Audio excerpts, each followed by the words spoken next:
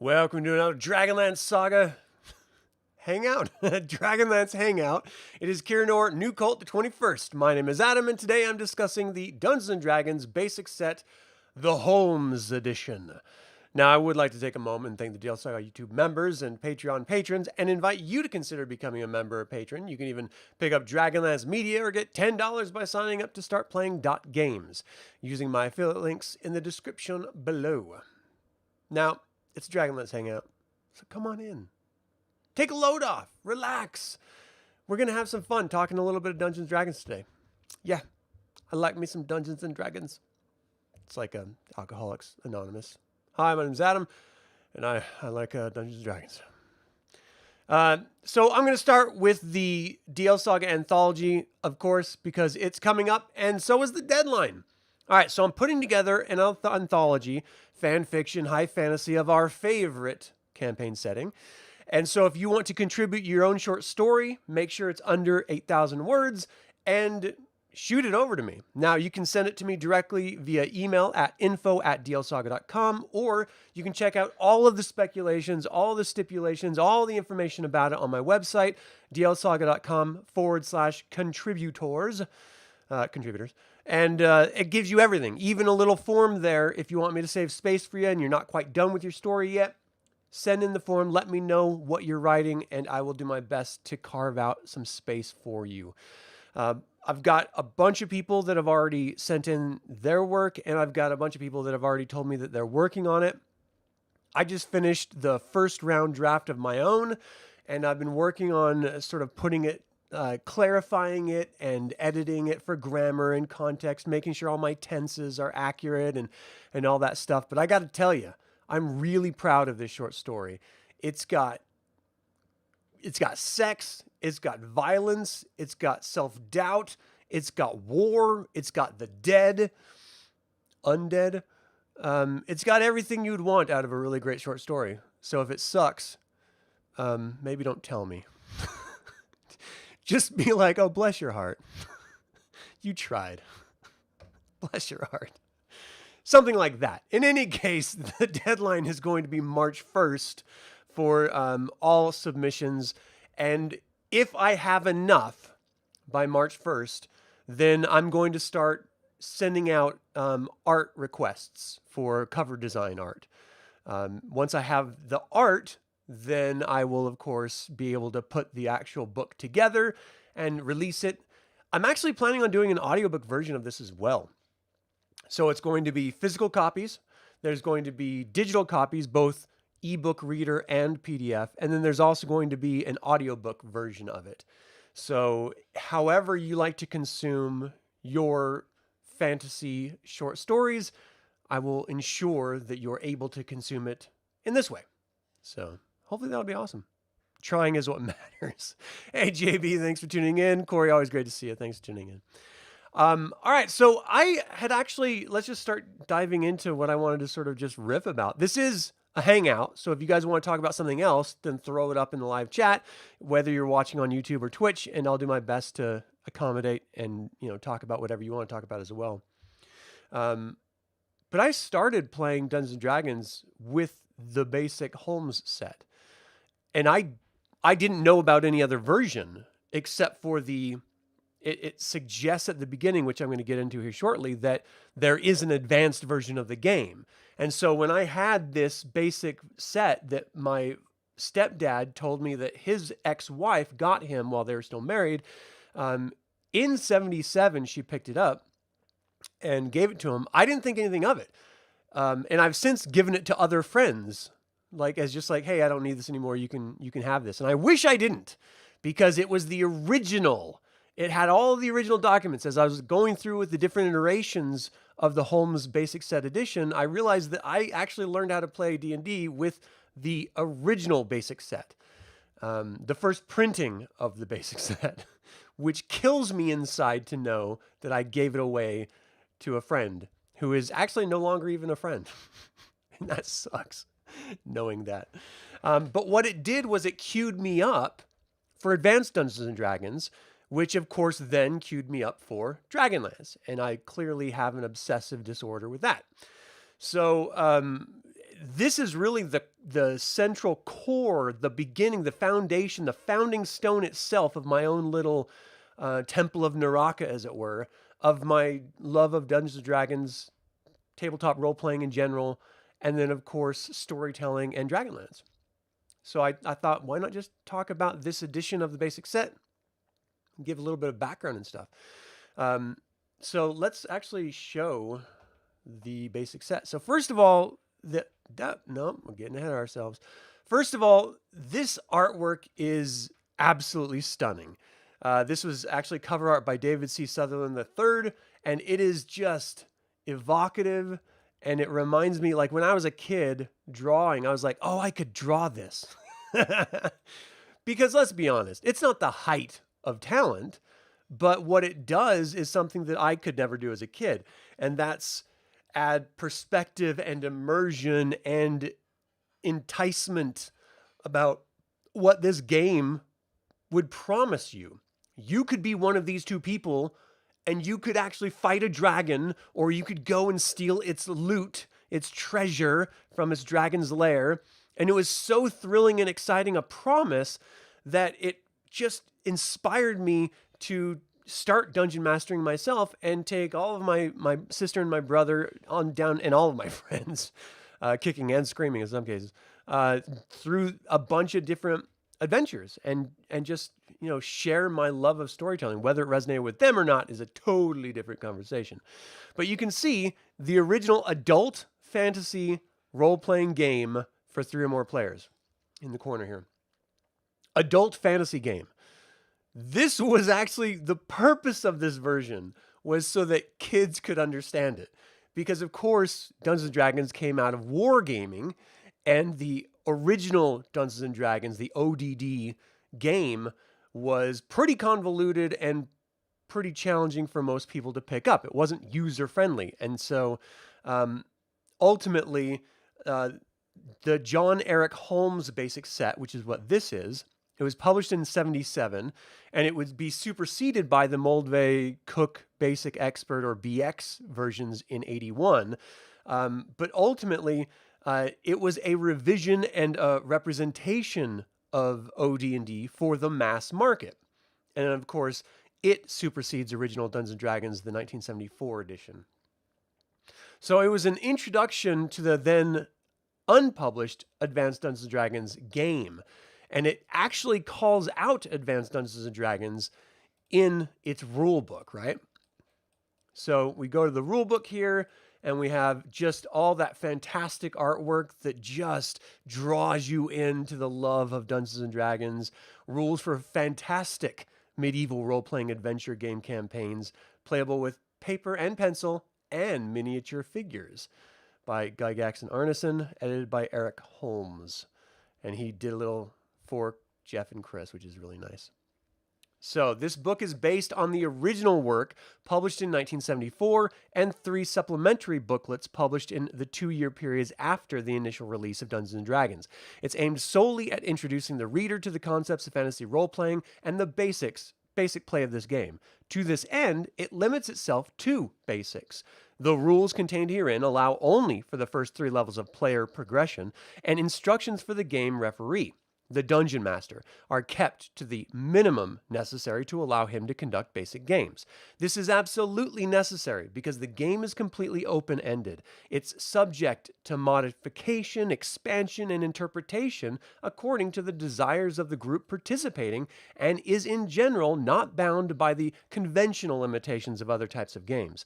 This work is far more detailed and far more easily understood than were the original booklets nonetheless, for with it, and the other basic components of the game, any intelligent and imaginative person can speedily understand and play Dungeons & Dragons as it was meant to be played. Players who desire to go beyond the basic game are directed to the advanced Dungeons & Dragons books. We wish to extend our sincerest thanks to the following individuals who helped make this possible throughout the idea contributions. But at the point of this being typed out, printed, Advanced Dungeons & Dragons books didn't exist. They were in development, but it actually hadn't been released as of yet. So what we've got is an introduction to the then unpublished AD&D game, and a unique game in its own right, where it wasn't ODD stripped down to its basic elements. It wasn't Dungeons and Dragons, this new version or edition unto itself, though it was sort of its own unique game in its own right. And it wasn't just a precursor to Advanced Dungeons and Dragons. It draws select influences from other source books, including Supplement 1 of Greyhawk from 1975, Swords and Spells from 1976, the Chainmail Wargame Rules, and the third-party source book Warlock were all referenced for this. And actually, some of the work in here, Gary Gygax didn't really like his interpretations of some of the rules, but he just sort of let it fly because this would then be revised and edited and corrected and stuff from this version of it. So this basic set stands as its own little beast of sorts, its own little game version of sorts. And as a young kid myself, I saw this as a stepping stone. Like, oh, this is the basic Dungeons and Dragons? Well, that means that there's an advanced Dungeons and Dragons. So the basic one is for kids in my mind. The basic one's for kids. The advanced one is for adults. And adult in my mind was teenagers. And so I was like, well, I'll play this, but I really want to play AD&D. And so in middle school, when my friend introduced me to his brother's AD&D books, and I rolled up my first Cavalier, and we ran through my first little mini encounter with a Minotaur, it was the most exciting thing I'd ever experienced to date, because it was complete storytelling, complete role-playing, complete fantasy, completely new and open-ended. We could literally do anything. It was all up to my choices and the dice rolls to what the outcome would be. And that was so exciting to me as a young man. But it all started with this one basic set. We have all these really great little illustrations throughout. So basically, this one booklet, of which it is only 49 pages, has everything you need to play basic Dungeons and Dragons from first level to third level. And this box set itself came with a bunch of different things depending on supplement booklets, depending on the printing of it, right? So the content varies considerably depending on the printing, but it all includes this booklet. The rules only cover play from level 1 to 3. Spells are only provided up to level 2. And from the Greyhawk supplement, it included the Thief class, variable hit points per class, and the hit point bonus for very high constitution scores.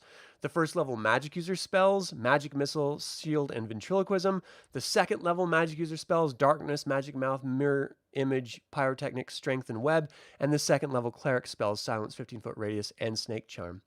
And then from the Advanced Dungeons & Dragons, for which the Player's Handbook had not yet been released, it included the first level magic user spells Dancing Lights, Enlargement, and Tensor's Floating Disc, the second level magic user spells Audible Glamour and Rate of Enfeeblement, and the first level cleric spell Remove Fear and Resist Cold, and the second level cleric spells No Alignment and Resist Fire. So it was very, very limited in what it actually presented as far as content.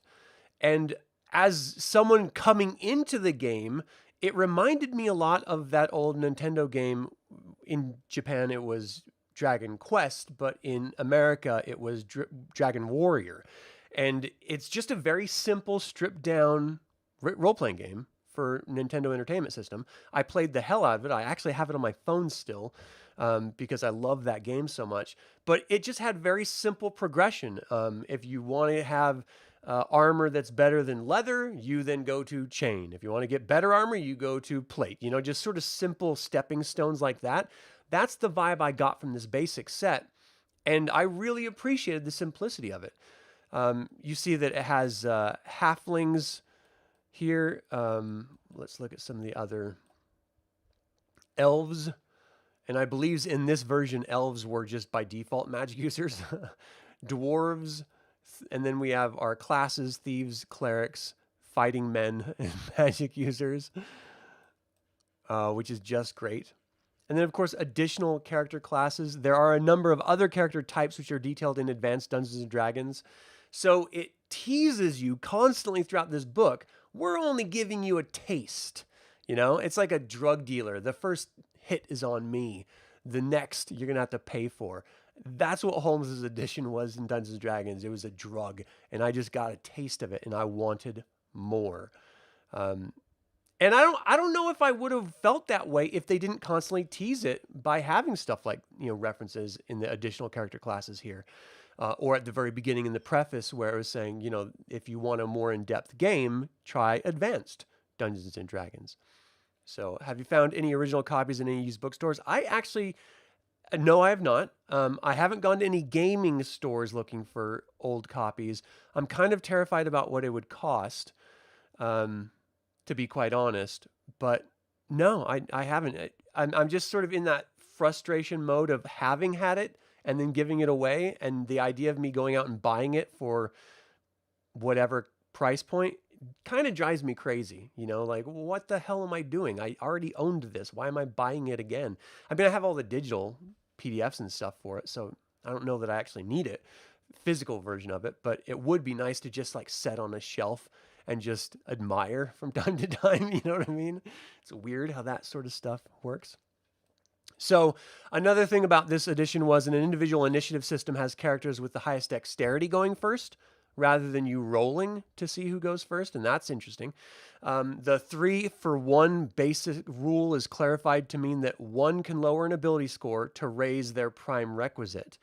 And although Gary Gygax would later assert that this was not the intended interpretation of the rule, it would influence further editions of the basic D&D rules line. For its existence. There's a 2-axis alignment system, which included alignments having both lawful, neutral, chaotic, and good, neutral, evil. However, only 5 of the possible 9 alignment combinations are present in the rules. Pairing rules are included, and it's sort of guessed maybe that's from Chainmail. Early printings of the book included the dungeon geomorphs. This is the version I had, which is why I knew it was the first edition, first printing version, because it had these great little dungeon, like pre-built dungeon maps that you could just populate on your own. And like, this is just filled with them. It's like 18 different pages of geomorphs that you could just do whatever the hell you want with it, which is so incredibly cool that all this stuff existed. Because otherwise, I don't know, the only sort of mapping I ever knew about was Nintendo Entertainment System, Legend of Zelda. My stepdad would actually use graph paper to map out the Legend of Zelda dungeons. And so I never thought of doing that in a game, like a role-playing game. I always just figured, that was like just something he did obsessively to try to figure out dungeons. But yeah, you could actually do it everywhere. It's pretty awesome. So in any case, it came with this originally. And of course, that was the 1977 early printings. Of course, the 1976 printing is when it was originally printed and released. In 77, they also included a monster and treasure assortment set 1, levels 1 to 3. So this was 1977. So this is the monster and treasure assortment. This is actually 1 to 3, levels 1 through 9. So it's probably not the exact one. You can see the dates. The last printing was 1980 of the copyright. So I'm not sure this was the original one, of course. But what it does is give you all the information about how to populate dungeons with treasure and monsters. And it gives you a whole bunch of potential monsters to use in your dungeons, which is pretty cool. And then, of course, we get some extra awesome artwork that I love. You heard that Elric of Mellibone had an influence on the chaotic alignments in D&D. Oh, that's cool. I did not know that. I love the artwork. Even if it's just a little doodle for some reason. I just think they're great. It has to be a nostalgia thing, right? But that is awesome. Like an Umber Hulk, it looks like, is eating this dude. I will eat your chest. Hell yeah, you will. Awesome Umber Hulk, man. But it goes all the way up to 9. Okay, so that was the second printing, I believe, because it wasn't in the set I had. And then November 1978 and onward, the box set instead started coming with a copy of the adventure module B1 in Search of the Unknown. And so you saw this if you got it in 1979. So you see in the corner for use with D&D basic rules. So it's only the levels 1 to 3, you know for a fact, and it's only referencing those basic rules. So you can kind of do whatever you want after this. But I'm going to actually be running this. I have a different YouTube channel for non-Dragonlance role-playing, and I'm going to eventually play this in it, this module specifically. And I might actually do the B2 as well here, but it's going to be at least 2 months before I get to it, or maybe a month and a half. In any case, really exciting that it included a whole first module, because when I was doing it, the Holmes basic set, it actually comes with monsters in here. And so I was just looking at monsters and I'm trying to just flip through there. I was just looking at monsters and throwing them randomly at my brother and sister's characters, because I didn't really understand what an adventure would be like. And it gives you an example of play in here, so you can get a pretty decent idea. But, I would it would be through trial and error that you would find out how tough a creature is to kill for any given combination of players. And that's how I sort of learned, difficulty and challenges and stuff. It even has dragons here, which is incredibly exciting.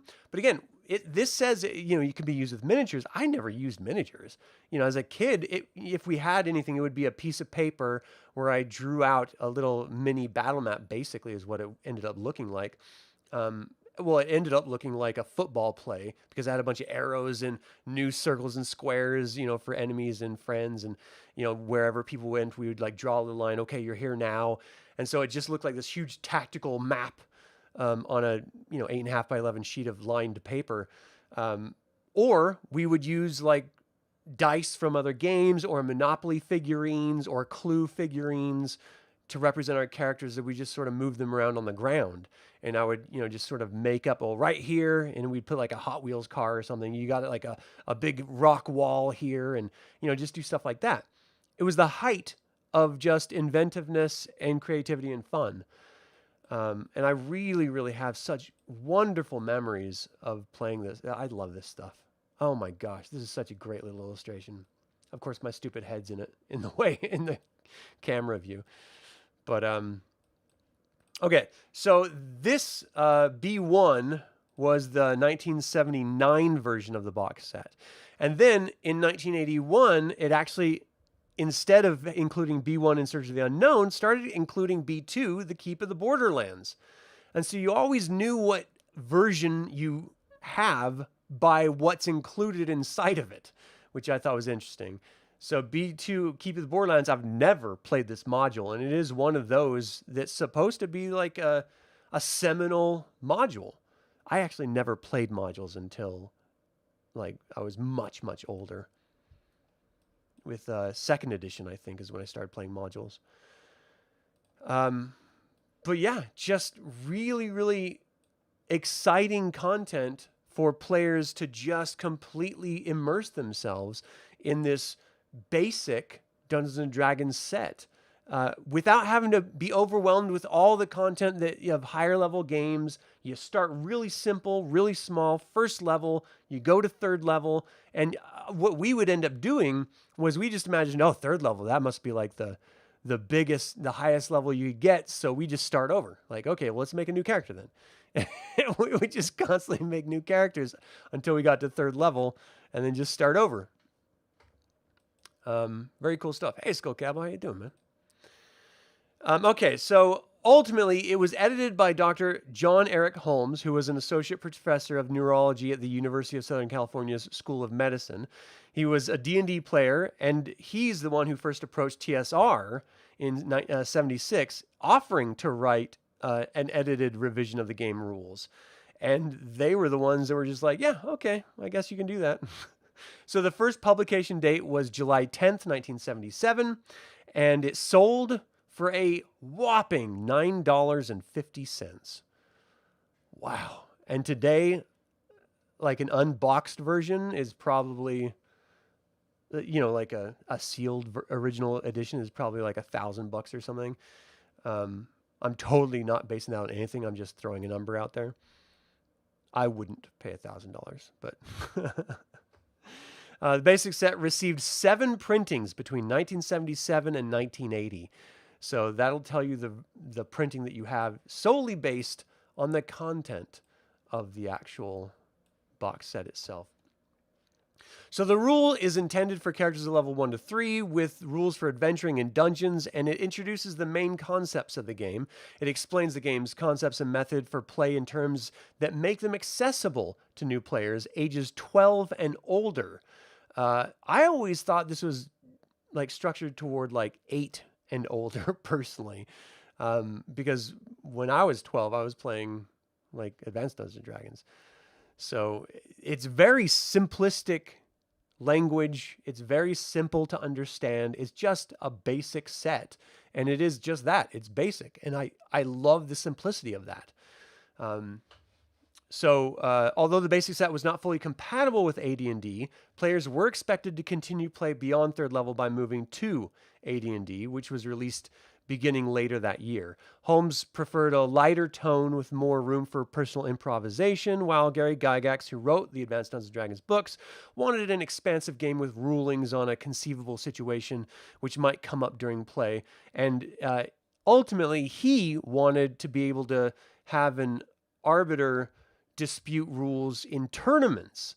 So that's something that really comes out of the wargaming world, where Dungeons and Dragons originally was just another tournament game, where you'd play it at conventions or your gaming rooms and have like, groups vying to win ostensibly, which probably influences the competitive nature of some players and the antagonistic nature of some dungeon masters, because it came out of that competitive sort of realm of play, and characters were meant to retire at a point. It wasn't something where you just continued adventuring. The point of going on adventures was to get treasure. Once you got treasure, you built your own little kingdom. Once you had that, you defended it for a little while, and then once you had that, you're kind of done with the game. And that was kind of it. And then you start a new character. It's try new worlds and stuff like that. And that's, it's just one of those things that when you know where it came from and you see where it's gone, you can very much see the cognitive dissonance between old school players and new school players. Because it was only until the newest edition where it even introduced the idea of bastions, which were your own little keeps or castles or towers or something. Other editions of 5th edition, 4th edition, 3rd edition, and even 2nd edition didn't really lean heavily into the idea of going until you had your own followers and your own keep and defending your own keep and stuff. It was just like, no, let's just keep playing. Keep your character going until they're like 20th level or higher, and then, fight and kill gods and, whatever. But that wasn't the original intent of the game. And certainly you don't see the idea of tournament playing as prevalent nowadays as it was back in basic D&D, OD&D, and then of course followed through into advanced D&D. You guys got to tell me if are you interested in seeing a Dragonlance specific basic D&D level 1 through 3 adventure, where we just sort of go through a fun little romp using basic D&D rules? Is that, and specifically this box set version of the basic D&D rules, because I know there's other, like I have the PDFs and stuff for other basic D&D sets, but I kind of prefer this one just because I cut my teeth on it. You know what I mean? The Dungeon Master screen was there for tournament purposes. You didn't get to see the roll for monster stats. Yeah, I mean, again, ultimately that even transferred over to just making it easier to mitigate the game as a Dungeon Master on your home tables, the Dungeon Master screen. So it all just feeds into this cycle of it started with the intention of being A, and it ended with being B, simply because the players forced it in a different direction than the creators. And I always found that pretty interesting. You'd love to see an evening with original rules and gameplay. Yeah, I think it would be a lot of fun. I'm going to have to do that. I'll look through this basic rules again, and I'll just put together a really simple, straightforward one shot of maybe, because there's a whole bunch of Slamoris, because that just means secret way in Elvish. Maybe I could do like a Kinslayer War era Ergoth versus Quillency and Sylvanesty sort of dungeon crawl. What if Ergoth has created like I'm sort of just doing this on the fly. What if they created like a tunnel for smuggling wood and resources out of Sylvanesty up to Ergoth? And it's up to a small group of Quillency elves, their human friends and lovers, and half elves, and maybe some dwarves from Thorbard area or something. Maybe they all get together and try to discover, like go in and search for the actual pathway that the Ergothian armies are taking, and then destroy it. Maybe that would be a good little romp. That way it's super focused. You have a preset goal. No, you got to find their tunnel system and then just destroy their tunnel system. But inevitably, whenever you're dealing with dungeons, you're going to deal with other creatures underground. And not every cavern has been explored by mortal men or women. It's just something that you're just going to have to uncover for yourself. And so you're going to have to map your own dungeon and figure out where... Yeah, I'm definitely doing this. This is going to be fun. I'll leave the lycanthropes out of it, though. We'll definitely include some minotaurs. Remember when minotaurs were just like the Greek minotaur was like stuck in a labyrinth? And now we have them as like sailors and pirates and gladiators and Roman legionnaire types. Totally different. No way of knowing your character was dead. The DM keeps hit points but doesn't tell you what you have. Yeah, I've never played it like that. To be fair, I've never played it in a tournament. Ever. And I have no interest in playing D&D in a tournament. That's not what I like about Dungeons and Dragons, so it wouldn't be fun for me if I played it that way at all. Hell yeah. I can't wait. I'm going to do this. Look at that purple worm. He's going to eat your face. So cool. All right. So did you guys start? Ergoth has an underground cave system akin to Menzoberranzan or Khura'in. That's kind of fun. I mean, all of their war was overland, and basic D&D was very much dungeon crawling. And so that's why I went with the dungeon crawling thing. But if there is a history of it having an underground realm, that's pretty cool too. Awesome. And then treasure. Oh, you got to love these treasure tables. Oh, I remember this so vividly. God, it's so great. I love this game. It's so much fun. And because it was so stripped down and simple that it wasn't overwhelming, Dungeon mastering as a fine art. So it gives you suggestions on how to be a better dungeon master in this. So before players can take their bold characters on adventures into the misty, mysterious dungeons, the dungeon master must sit down, pencil in hand, and map out the dungeons on graph paper. There should be several levels, and each level should have access above and below and made up of interlocking corridors, passages, stairs, closed rooms, secret doors, traps, and surprises for the unwary. The geomorphic dungeon levels provided with this game contain many suggestions and will prove very useful. And it gives you a simple cross-section, which is just incredible. You know what would be a good inspiration of this would be the film adaptation of The Fellowship of the Ring when they enter Moria. Because at the very beginning of the Two Towers film adaptation of the extended version, I'm pretty sure it was in the theatrical version as well, it shows Gandalf and the Balrog descending multiple layers into the ground and then ending up splashing in this huge, massive underground sea. in my Dungeons and Dragons Dragonlance mind, that was like the Urkensea in Thorbarden. But you look at this map and it's got a little ocean at the very bottom too. So it would be kind of cool. And that little skull mountain there, that could very easily be like Skullcap.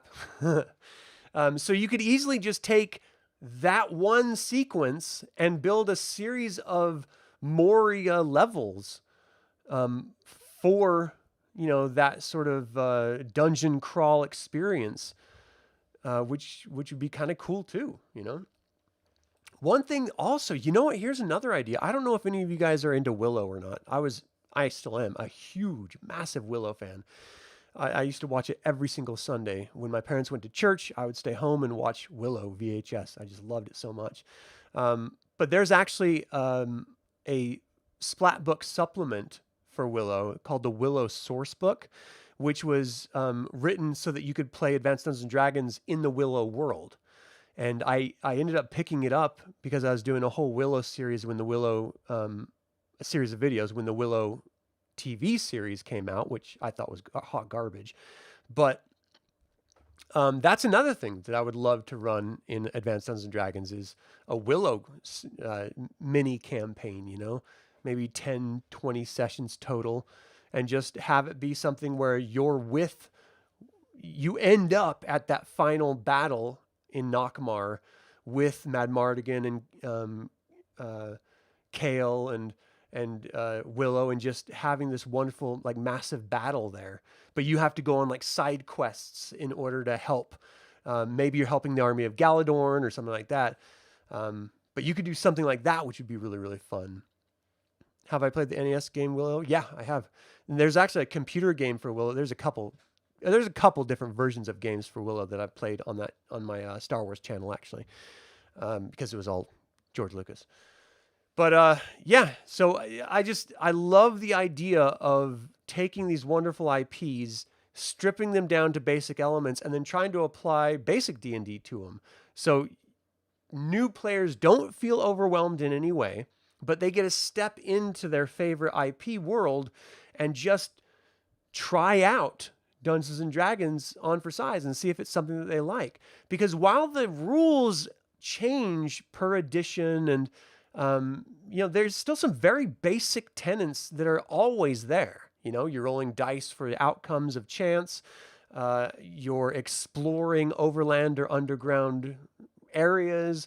You're role playing.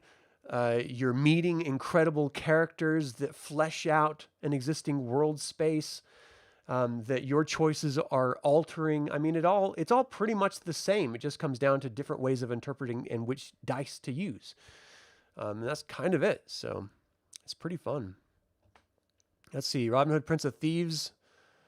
I remember that movie. That was a good movie. And then it has like a sample of play. Let's see what this example is like. You're in a stone corridor, 10 feet wide by 15 feet high, running north-south. Oh, we're walking north. 50 feet up, along the corridor, there's a door to the east wall. It's 5 feet wide. Halfling, will you listen at the door? He knows there's nothing that they can hear, but he carefully rolls a concealed die.